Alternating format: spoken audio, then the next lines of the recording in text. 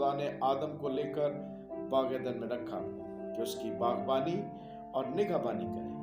और खुदा ने आदम को हुक्म दिया और कहा कि तू बाग के हर दरख्त का फल बेरोक टोक खा सकता है, लेकिन नेक व बद की पहचान के दरख्त का कभी ना खाना, क्योंकि जिस रोज तूने उसमें से खाया तू मरा। और खुदा ने कहा कि आदम का अकेला रहना अच्छा नहीं, उसके लिए एक मददगार उसकी मानद बनाऊंगा।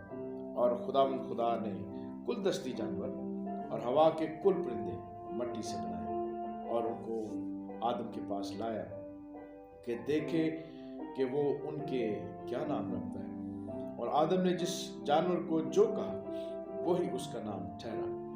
और आदम ने कुल चौपायों और हवा के परिंदों और कुल दस्ती जानवरों के नाम रखे, पर आदम के लिए कोई मददगार उसकी मानद न मिला।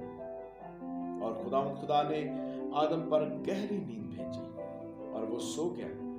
और उसने उसकी पसलियों में से एक को निकाल लिया और उसकी जगह गोश्त भर दिया। और खुदा उस पसली से जो उसने आदम में से निकाली थी एक औरत बनाकर उसे आदम के पास लाया।